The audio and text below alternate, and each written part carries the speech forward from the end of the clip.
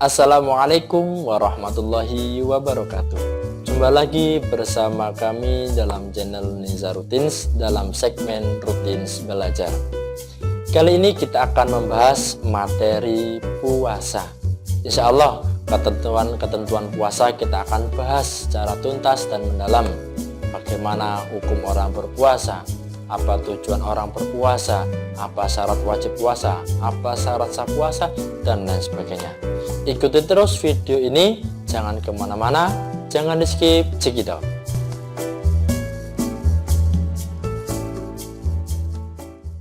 Oke, kita saat ini akan membahas tentang puasa, ketentuan-ketentuan dalam berpuasa.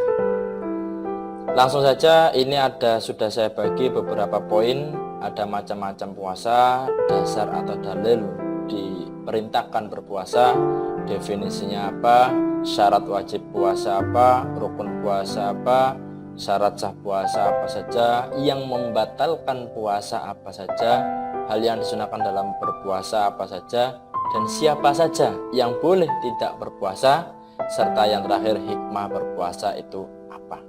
Langsung saja, puasa macam-macamnya kita lihat, ada puasa wajib dan juga ada puasa sunnah. Puasa wajib terlebih dahulu ada puasa Ramadan yang saat ini kita kerjakan, puasa Ramadan, puasa nazar, dan puasa kifarat. Puasa Ramadan ini wajib, puasa nazar juga wajib, dan puasa kifarat juga wajib. Kita ketahui bersama bahwasanya puasa Ramadan ini hanya ada di bulan Ramadan. Sedangkan puasa nazar ini puasa yang dilakukan apabila kita telah berjanji sesuatu.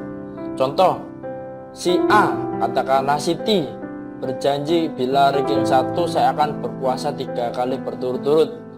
Itu namanya puasa nazar. Ya, puasa nazar. Sedangkan puasa kifarat tadi si Siti bernazar, berjanji jika ranking 1 akan berpuasa, tapi janjinya tidak ditepati, maka disebut dengan puasa kifarat, puasa yang dikarenakan ada denda tersendiri. Sedangkan yang kedua yakni puasa sunnah. Puasa sunnah ada puasa Syawal, puasa Arafah, dan puasa Senin Kemis. Ada banyak puasa-puasa lainnya yang puasa sunnah. Puasa Syawal ini bukan bertepatan pada 1 Syawal, bukan, tapi di luar 1 Syawal, karena 1 Syawal itu tidak boleh berpuasa. Puasa Syawal, puasa di bulan Syawal, maksudnya seperti itu, sunnah.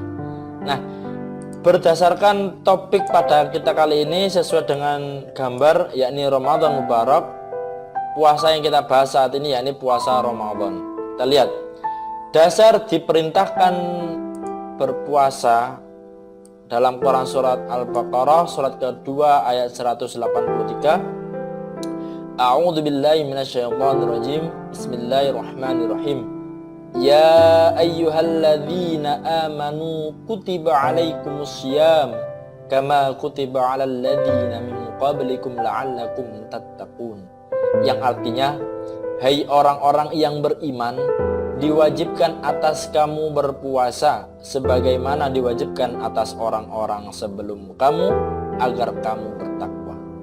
Ayat ini menunjukkan ditujukan bagi orang yang orang-orang yang beriman, untuk orang yang beriman. Apa perintahnya? Diwajibkan atas kamu berpuasa, wajib hukumnya. Diwajibkan atas kamu berpuasa. Kayak seperti apa?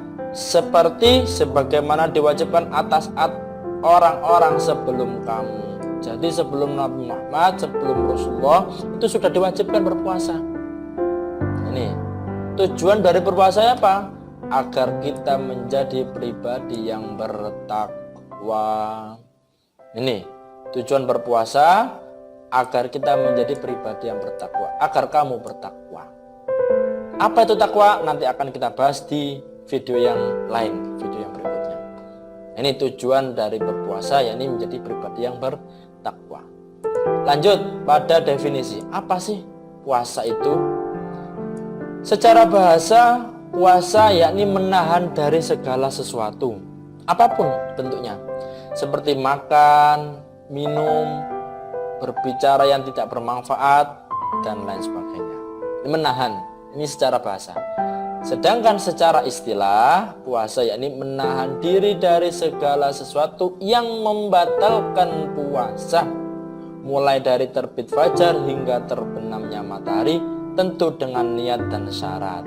Nah, tentu dengan niat dan syarat. Ketentuan dan syarat berlaku. Ini. Lanjut. Syarat wajib puasa. Yang pertama, berakal. Orang yang berakal, akalnya sehat, alias tidak miring, tidak gila, maka hukumnya wajib berpuasa. Yang kedua, baligh. Ukuran baligh laki-laki dan perempuan berbeda. Untuk yang laki-laki ditandai karena pernah mimpi basah. Ini yang laki-laki. Jika laki-laki, anak-anak semuanya, bila sudah maka wajib hukumnya, tidak bisa ditoleransi, wajib. Sedangkan yang perempuan, apabila sudah datang tamu atau datang bulan, ini sudah balik. Pak, umur berapa yang perempuan? Tidak pasti, karena setiap wanita berbeda-beda. Umumnya sekitar umur 10-12 tahun umumnya. Tapi ada yang umur 9 tahun sudah, 8 tahun, 14 tahun, beda-beda setiap orang. Yang ketiga, kuat atau mampu berpuasa. Ini wajib. Nah, seusia kalian, sesuai saya yang muda-muda ini, ukuran mampu berpuasa. Ukuran yang mampu. Kenapa dikatakan mampu? Karena kita bisa berjalan, bisa menggenggam, bisa melihat, segalanya bisa. Maka itu ukuran mampu. Mampu berpuasa. Pak, saya tidak kuat puasa. Kuatnya sampai dur. Nah, itu bukan mampu namanya. Itu namanya tidak bisa nahan. Nah, ini ya, mampu. Ukuran yang muda-muda ini mampu berpuasa. Jadi wajib hukumnya. Sedangkan rukun puasa dimulai dari niat terlebih dahulu. Dimulai dari niat terlebih dahulu. Apa niatnya? Nawaitu sauma ghadin an ada infardis syahri ramadhana hadis sanati fardholillahi ta'ala. Yang artinya, saya berniat puasa Ramadan esok hari untuk menjalankan kewajiban di bulan Ramadan tahun ini karena mentaati perintah Allah Ta'ala.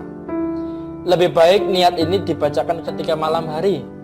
Lebih ingat lagi sehabis sholat taraweh langsung dibaca niatnya, biar tidak lupa. Karena ini bagian dari rukun, ya.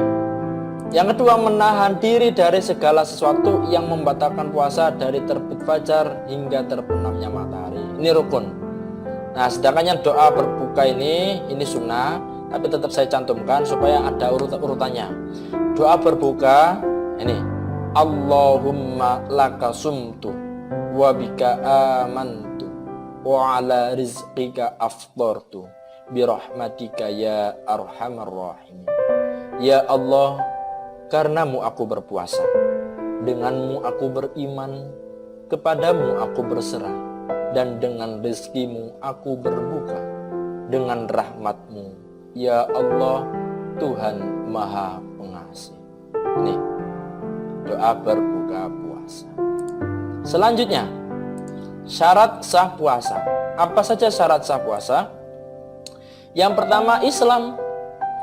Jadi apabila kita beragama Islam, maka itu dikatakan syarat. Salah satu syarat sah puasa itu Islam.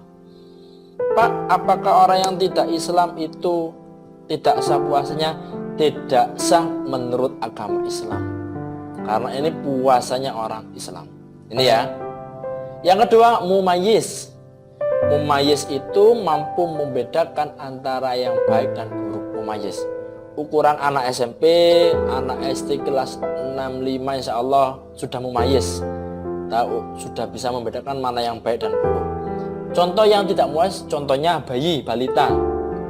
Di depannya ada roti, satunya ada, mohon maaf, benda mainan.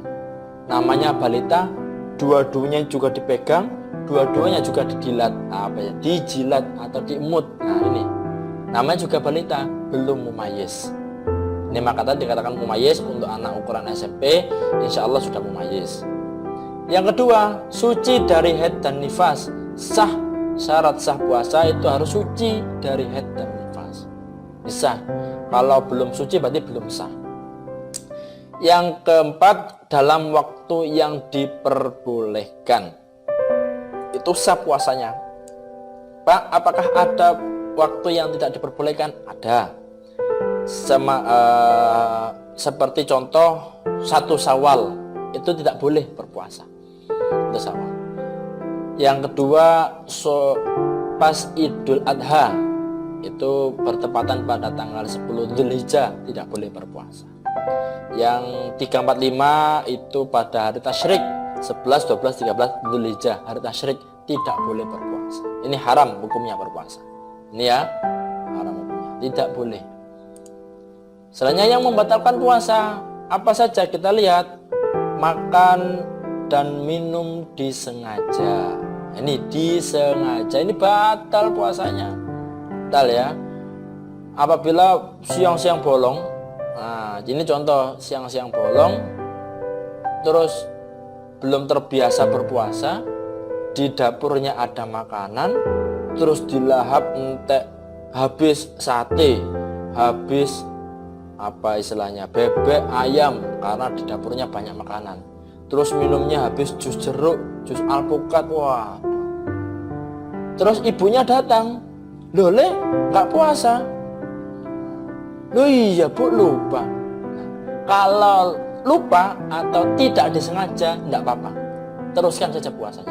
Itu ya catatannya, kalau tidak disengaja, benar-benar lupa, boleh diteruskan puasanya. Tapi kalau disengaja, benar-benar disengaja, maka batal puasanya. Siapa yang tahu antara sengaja atau tidak sengaja? Hanya diri kita dengan Allah yang tahu ya. Yang kedua, muntah disengaja. Muntah disengaja juga tidak boleh, alas batal puasanya.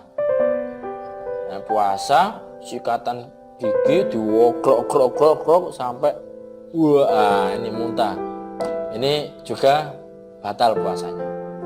Yang ketiga, bagi suami istri, bagi yang sudah bersuami istri, dilarang bersetubuh atau gumbul atau kumpul. Takutnya akan menyebabkan sesuatu yang tidak diinginkan, alias batal puasanya. Lawang suami istri nggak boleh kumpul, apalagi yang belum suami istri, lebih baik dihindari, takut menimbulkan fitnah, apalagi setan ada di mana-mana. Yang keempat, keluar darah haid dan nifas, ini batal puasanya. Umpama kalau si perempuan biasa terjadi puasa seharian penuh, katakanlah azannya itu jam 5:30, jam 5:05 kok tiba-tiba datang tamu atau tiba-tiba mens, maka sudah batal puasanya. Ya sudah dibatalkan. Berarti di luar bulan Ramadan diganti nantinya. Lupa eman-eman, lupa gimana Pak? Jangan rasa eman-eman, jangan ada pikiran eman-eman, karena Allah tahu yang terbaik bagi kalian. Yang membuat mens, yang membuat datang bulan, Allah tahu yang terbaik. Jadi jangan eman-eman, waktunya ganti ya ganti, gitu aja orang ya. Oke. Yang kelima, gila atau sakit jiwa.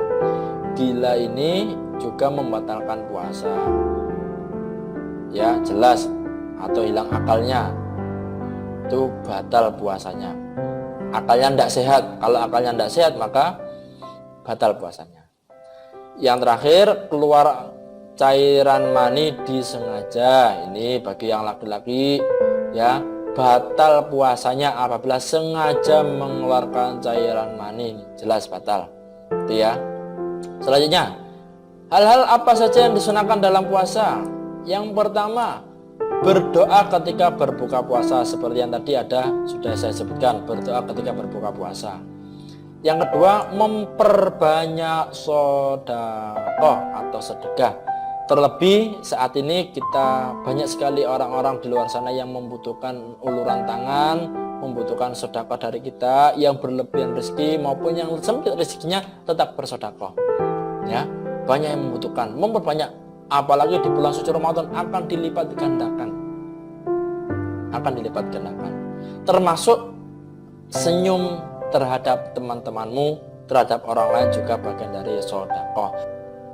Yang ketiga, sholat malam atau qiyamul lail, sholat tahajud. Nah, ini termasuk sholat taraweh juga sunnah alias disunahkan dalam bulan suci Ramadan. Ya, dalam bulan suci Ramadan. Membaca Al-Quran juga disunahkan dalam bulan suci Ramadan. Iktikaf juga disunahkan di bulan suci Ramadan. Iktikaf itu apa? Berdiam diri di masjid. Pak, bagaimana dengan situasi yang sekarang yang tidak boleh kemana saja, atau mungkin sekarang masjidnya dibatasi, nggak boleh ke masjid? Bagaimana? Tergantung situasi dan kondisi. Apabila situasi dan kondisi di rumah kita yang tidak memungkinkan untuk datang ke masjid, maka di rumah masing-masing berzikir pada Allah, istighfar, mohon ampunan pada Allah. Karena di bulan suci Ramadan luar biasa, Allah akan melipat gandakan pahala. Allah akan mengampuni, bulan yang penuh maghfirah, bulan yang penuh maghfirah, bulan penuh pengampunan. Allah akan mengampuni segala apa yang kita kerjakan, insya Allah. Ini sunnah-sunnah. Bagi orang yang berakal tentunya tidak akan melupakan sunnah. Orang yang berakal, contoh saya ibaratnya seperti ini. Orang tua memberikan uang sangu 10.000, sebelahnya ada 1.000. Kita pilih yang mana? Tentu kita pilih yang 10.000. Eman-eman. Kalau kita pilih 1.000 ya eman-eman, nggak dapat apa-apa. Kalau 10.000 dapat semuanya. Begitu pula dengan sunnah. Eman-eman, kalau kita tahu pahalanya itu banyak, tentu kita memilih yang banyak dibanding yang sedikit. Itu bagi orang yang berakal pasti memilih sunnah, tidak ketinggalan sunnahnya. Lanjut, siapa saja yang boleh tidak berpuasa? Orang yang sakit, benar-benar sakit, karena takutkan apabila dia berpuasa maka akan semakin parah sakitnya. Ini boleh tidak berpuasa, dan nantinya diganti di luar bulan Ramadan. Orang dalam perjalanan atau musafir boleh tidak berpuasa, boleh, karena takutnya capek atau haus dan lain sebagainya. Ya, tapi nanti juga diganti di luar bulan Ramadan. Orang tua yang sudah lemah dan tidak kuat. Nah ini mbah-mbah kita, orang tua yang sudah berumur, sudah nggak kuat lagi berpuasa, maka tidak wajib untuk berpuasa, boleh tidak berpuasa, tapi keluarganya atau wajib mengganti tidak berpuasanya tadi. Khusus orang yang lemah ini, orang yang tidak kuat, orang yang sudah berumur, dengan cara membayar fidyah 3/4 liter atau sama dengan makanan yang mengenyangkan. 1 hari diganti 1 hari memberikan makan 1 orang. Ini membayar fidyah. Yang keempat, orang yang hamil atau menyusui boleh tidak berpuasa. Kenapa? Karena takut akan membahayakan bagi janinnya atau bagi bayinya, akan membahayakan. Maka boleh, tapi tentu diganti di luar bulan Ramadan. Yang terakhir, hikmah puasa. Apa saja hikmah puasa? Kita lihat. 1. Meningkatkan iman dan takwa serta mendorong seseorang untuk rajin bersyukur kepada Allah Subhanahu wa taala. Yang kedua, menumbuhkan rasa solidaritas terhadap sesama, terutama kasih sayang terhadap fakir miskin.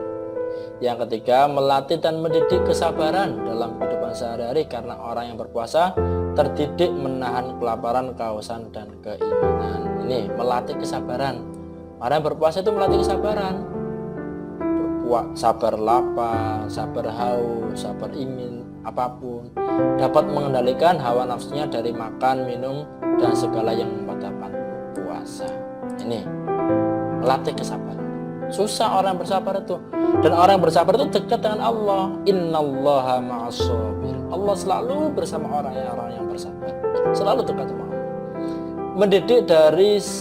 Mendidik diri sendiri untuk bersifat sidik atau jujur, karena dengan berpuasa dapat menjaga diri dari sifat pendusta. Contoh tadi, makan minum dengan sengaja. Ini makan minumnya sengaja atau tidak? Yang tahu kejujuran dirinya dengan Allah. Ini melatih sifat jujur, detik. Yang keenam, dengan berpuasa kita juga memberikan waktu istirahat bagi organ-organ yang ada dalam tubuh kita, sehingga tidak mengherankan bahwa orang yang berpuasa akan menjadi lebih sehat. Organ kita perlu istirahat, ginjal kita juga perlu istirahat. Dalam 1 tahun tidak mungkin kita terus makan terus, tidak mungkin. Ya, makanya Allah memberikan jeda waktu di bulan Ramadan ini untuk berpuasa. Dan insya Allah orang yang berpuasa, utamanya dalam waktu tempo 30 hari, Allah akan menyehatkan badan kita. Amin Allah. Mungkin itu saja terkait dengan materi puasa. Terima kasih telah menonton video ini. Mudah-mudahan bermanfaat. Mudah-mudahan kita dapat ambil hikmah dan manfaatnya, serta mudah-mudahan kita dapat menerapkan dalam kehidupan sehari-hari. Kekurangan hanya milik kami dan kesempurnaan hanya milik Allah. Kurang lebihnya mohon maaf. Akhirul kalam. Assalamualaikum warahmatullahi wabarakatuh.